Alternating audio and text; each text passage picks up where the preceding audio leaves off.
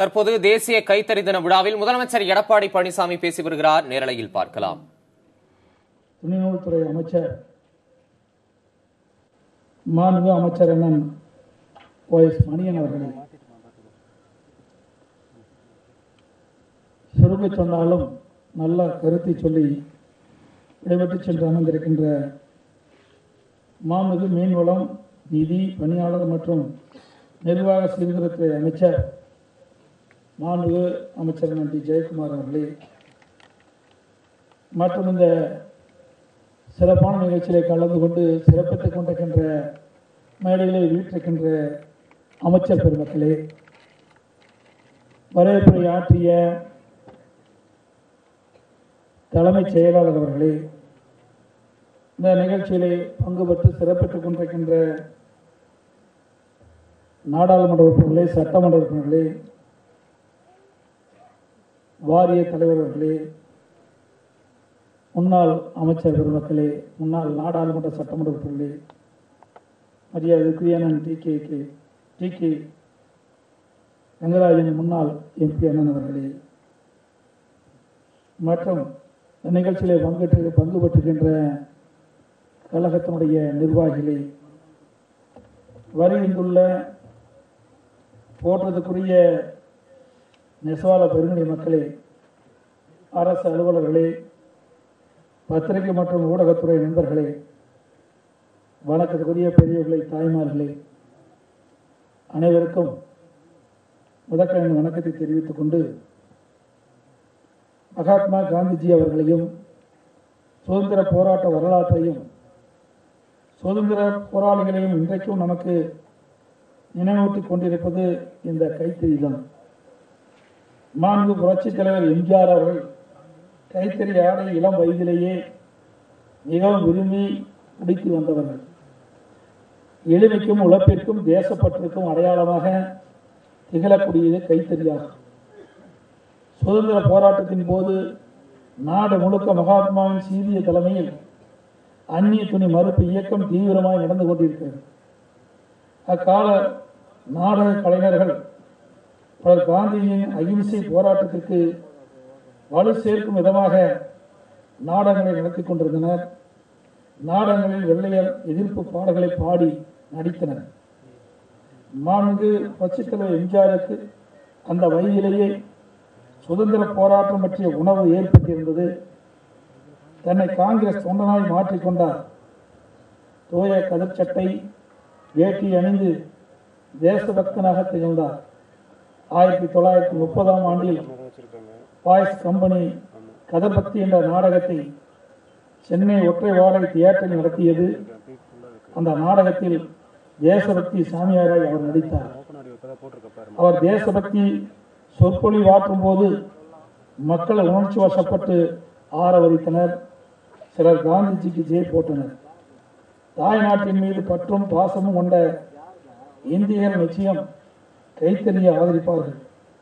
கைத்தறி ஆடையை அணிபவர்கள் கைத்தறி தொழிலை ஊக்குவிப்பார்கள். கைத்தறி ஆடை அணிந்து கொண்டால் உடலுக்கும் மனதிற்கும் ஒரு உற்சாகம் ஏற்படுகிறது. நானும் ஒரு இந்தியன் என்கின்ற உணர்வு தானாக ஏற்படுகிறது. பிரிட்டிஷ் பொருள்களுக்கு எதிராக உள்நாட்டு பொருள்களை ஆதரிப்பது என்ற நோக்கத்துடன் 1905ஆம் ஆண்டு ஆகஸ்ட் மாதம் 7ஆம் நாள் கொல்கத்தாவில் சுதேசி போராட்டம் தொடங்கியது. அதை நினைவு கூறும் வகையில் 2015ஆம் ஆண்டு முதல் ஆகஸ்ட் 7ஆம் தேதி வரை தேசிய கைத்தறி தினமாக கொண்டாடப்பட்டு வருகிறது. ஆகஸ்ட் 15இல் நடைபெறும் சுதந்திர தினத்திற்கு இந்த விழா ஒரு முன்னோட்டமாக முன்மாதிரியாக விழாவாக நடைபெறுகிறது. தேசிய கைத்தறி தினம் அறிவிக்கப்பட்டதன் மூலம் உலகளாவிய சந்தைக்கு பன்னாட்டு தரத்தில் கைத்தறி பொருட்கள் உற்பத்தி செய்வதை ஊக்குவிக்க முடியும். தமிழகத்தில் விவசாயத்திற்கு அடுத்தபடியாக கிராமப்புற மக்களுக்கு கைத்தறி தொழில் பெருமளவில் வேலைவாய்ப்பினை வழங்கி வருகிறது. இத்தொழில் ஈடுபட்டுள்ள சுமார் 3 லட்சத்திற்கும் அதிகமான கைத்தறி நெசவாளை நலன் காத்திட மாண்புமிகு புரட்சித் தலைவி அம்மா அவர்கள் பல்வேறு நடவடிக்கை எடுத்தார்கள். அதே போன்று விசைத்தறி நெசவாளை நலனுக்காகவும் பல்வேறு நடவடிக்கைகளை அம்மாவின் வழியில் செயல்படும் அம்மாவின் அரசும் எடுத்து வருகிறது. நெசவாளர் கூட்டுறவு சங்கங்கள் தொடர்ந்து செயல்பட தேவையான காசுக்கடன் வசதி மற்றும் நடைமுறை மூலதனம் ஆகியவை கிடைத்திடும் வகையில் நடவடிக்கைகளை மாண்பு அம்மாவின் வழியில் ஆட்சி நடத்தும் அம்மாவின் அரசு நடவடிக்கை எடுத்து வருகிறது. கைத்தறி நெசவாளர்களுக்கு ஆண்டு முழுவதும் தொடர்ந்து வேலைவாய்ப்பு வழங்கும் வகையிலும் கிராமப்புற மற்றும் நகரப்புறங்களில் வாழும் ஏழை எளிய மக்கள் பொங்கல் பண்டிகையின் போது தமிழ்நாடு அரசின் சார்பில் வேட்டி சேலை பெற்றிடும் வகையிலும் விலையில்லா வேட்டி சேலை வழங்கும் திட்டம் சிறப்பான முறையில் செயல்படுத்தப்பட்டு வருகிறது. இதன் மூலம் கூட்டுறவு சங்கத்தில் உள்ள 11,000 கைத்தறி நெசவாளர்களும் 54,000 விசைத்தறி தொழிலாளர்களும் வேலைவாய்ப்பு வழங்கப்படுகிறது. வரும் ஆண்டு பொங்கலுக்கு 3,36,00,000 பயனாளிகளுக்கு விலையில்லா வேட்டி சேலை வழங்க இருக்கின்றோம்.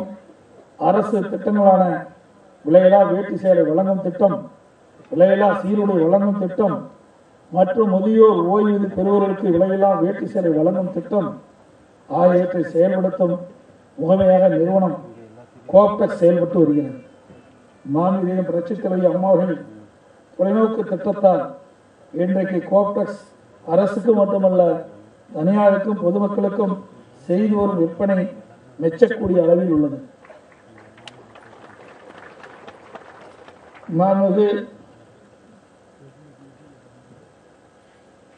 மாண்பு புரட்சித் தலைவி அம்மாவர்கள் கடந்த தேர்தல் அறிக்கையில் தெரிவித்தபடி கைத்தறி நெசவாளர்களுக்கு 2 மாதங்களுக்கு கட்டணம் இல்லாமல் 100 யூனிட் அளவு வழங்கப்பட்டு வந்த மின்சாரம் 200 யூனிட்டாக உயர்த்தி வழங்கப்பட்டது. கைத்தறிக்கும் நெசவாளருக்கும் பல்வேறு முன்னோடி திட்டங்களை செயல்படுத்திய காரணத்தினால்தான் 1156 கைத்தறி நெசவாளர் கூட்டுறவு சங்கங்களில் 964 சங்கங்கள் இன்றைக்கு லாபத்தில் இயங்கி வருகின்றன. தமிழ்நாட்டின் பொருளாதாரத்திலும் தொழில்நுட்பத்திலும் ஜவுளி தொழில் அதிகம் குறிப்பாக கைத்தறி முக்கிய பங்கு வகிக்கின்றது. கைத்தறி துறையை மேம்படுத்தவும் நெசவாளர்கள் வளம் பெறவும் பல்வேறு திட்டங்களை மாண்பு அம்மாவின் அரசு செயல்படுத்தி வருகிறது. நெசவாளர்கள் தங்கள் இல்லங்களில் வசதியாக கைத்தறியின் மூலம் நெசவு தொழில் செய்யும் வகையில் 365 சதுரடி பரப்பு கொண்ட சூரிய சக்தியுடன் கூடிய 10,000 பசு வீடுகளை மாண்பு அம்மாவில் கட்டிக் கொடுத்தார். கைத்தறி நெசவாளர்கள் வேலைப்பளுவை குறைக்கவும் உற்பத்தியை அதிகரிக்கவும் அதன் மூலம் அவர்கள் கூடுதல் வருவாய் ஈட்டவும் அரை குதிரைத்திறன் மோட்டார் பொருத்தப்பட்ட பெடல் தறிகள் வழங்கப்படுகின்றன. மின் மோட்டார் பொருத்திய கார் சுற்றும் இயந்திரங்கள் நெசவாளர்களுக்கு வழங்கப்படுகின்றன. கைத்தறி நெசவாளர் கூட்டுறவு சங்கங்களுக்கு மின்சார பாவு சுற்றும் இயந்திரங்கள் வழங்கப்பட்டுள்ளன. கைத்தறி விற்பனைக்கு வழங்கப்படும் தள்ளுபடி மானிய நிதியானது 2017-18 ஆண்டில் 100 கோடி ரூபாய் அளவிற்கு உயர்த்தப்படும் என அறிவிக்கப்பட்டுள்ளது. இதனால் 867 நெசவாளர் கூட்டுறவு சங்கங்கள் பயனடைந்து வருகின்றன. நெசவாளரின் உடல்நலத்திலும் மாண்பு அம்மாவின் அரசு அதிக அக்கறை எடுத்துக் கொண்டுள்ளது. நெசவாளர் மற்றும் நெசவனை சார்ந்த உபதொழில் பணியாளர்களுக்கு மருத்துவ காப்பீட்டு திட்டம் 2004 அறிமுகப்படுத்தப்பட்டு நெசவாளர்கள் முத்தரப்பு திட்டத்தின் மூலம் இதுவரை 18,340 நெசவாளருக்கு கடன் அட்டைகள் வழங்கப்பட்டுள்ளன. மாண்பு அம்மாவின் வழியில் வந்த ஆட்சியில் திருச்சி, திருவண்ணாமலை மற்றும் தூத்துக்குடியில் கோப்டெக்ஸ் நிறுவனம் 2 கோடி ரூபாயில் நவீனமாக்க நடவடிக்கை எடுக்கப்பட்டுள்ளது. தொழில்நுட்ப ஜவுளி பிரிவிற்கு சிறப்பாக கவனம் செலுத்த 25 லட்சம் ரூபாய் நிதி ஒதுக்கீடு செய்யப்பட்டுள்ளது. வாடிக்கையாளர் விருப்பத்திற்கு ஏற்ப அம்சா ரக பட்டுக்கள் கோப்டெக்ஸ் அறிமுகப்படுத்தப்படும். இயற்கை சாயமிடப்பட்ட பருத்தி சேலை ரகங்கள் திண்டுக்கல், கோவை, வதம்பசேரி, திருச்சி, மணமேடு ஆகிய பகுதிகளில் உற்பத்தி செய்ய நடவடிக்கை எடுக்கப்பட்டு வருகிறது. இப்படி கைத்தறி மற்றும் விசைத்தறி தொழிலாளர்களும் மாண்பு புரட்சித் தலைவி அம்மாவர்களில் அரசும் அம்மாவின் வழியில் அம்மா அரசும் தொடர்ந்து பல திட்டங்களை செயல்படுத்தி அவர்கள் வாழ்க்கையை மேம்படுத்தி வருகின்றன. கைத்தறி நெசவாளர்கள் அரசியல் திட்டங்களை பயன்படுத்தி தங்களது வாழ்வில் வளம் பெற வேண்டும் என்ற மாண்பு புரட்சித் தலைவி அம்மாவை வாழ்த்தினார்கள். அதன்படி நீங்கள் அனைவரும் அரசு திட்டங்களை முழுமையாக பயன்படுத்தி எல்லா நலன்களும் வளங்களும் பெற வாழ்த்துகிறேன். மாண்பு புரட்சித் தலைவர் அவர்களும் மாண்பு புரட்சித் தலைவி அம்மாவர்களும் தொழிலாளர் பெருமக்கள் தான் அன்பு குழந்தைகளாக இருந்திருக்கிறார்கள். அதிலும் உண்ண உணவளிக்கும் விவசாயிகள் மீதும் உடுக்க உடையளிக்கும் நெசவாளர்கள் மீதும் நமது இரண்டு மகத்தான தலைவர்களுக்கும் அக்கறை அதிகமாக இருந்தது.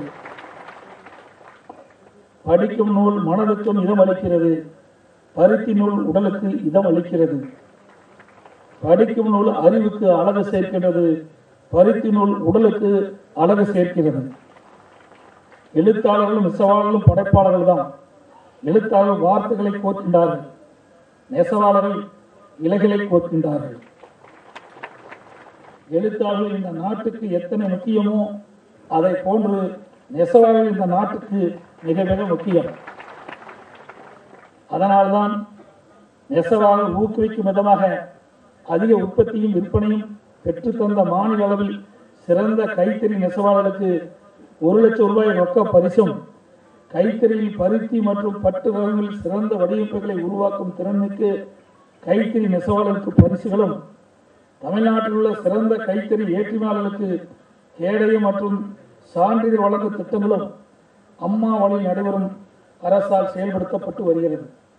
இவ்விழாவில் 2017-18 ஆண்டிற்கான மாநில அளவிலான சிறந்த நெசவாளர் விருதின் வெகுமதியாக 1 லட்சம் ரூபாய் சான்றிதழ் மற்றும் பொன்னாடை திருப்புவனம் பட்டு கைத்தறி நெசவாளர் கூட்டு சங்கத்தின் உறுப்பினர் எம்.ஆர். ராஜசேகரன் அவர்களுக்கும் சிறந்த வடிவமைப்பு மற்றும் தரத்துடன் கூடிய கைத்தறி ரகங்களை நெசவு செய்தமைக்கு மொத்தம் 60 நெசவாளர்களுக்கு 6 லட்சம் ரூபாய் அளவிற்கு திறன்மிகு கைத்தறி நெசவாளர்கள் விருதுகள் மற்றும் சான்றிதழ் வழங்குவதில் பெருமிதம் அடைகின்றேன். அதேபோல ஒருங்கிணைந்த புதிய ஜவுளி கொள்கை உருவாக்கப்படும் என்பதை இந்த நேரத்தில் தெரிவித்து, நெசவு தொழிலுக்காக மாண்பு அம்மாவின் அரசு ஏராளமான திட்டங்களை கொண்டு வந்திருக்கின்றது. மாண்பு அம்மாவின் வழியில் நடப்போம் என்பதை இந்த நேரத்தில் தெரிவித்து, பல திட்டங்கள் நெசவாளரின் வாழ்வு தரத்தை நெசவாளர் வாழ்வாதாரத்தை என்று முன்னேற்றம் கொண்டு செல்லப்படும் என்பதை இந்த நேரத்தில் தெரிவித்து, இங்கு நடக்கும் கண்காட்சியில் 42 அரங்குகள் சிறப்பாக அமைக்கப்பட்டுள்ளது.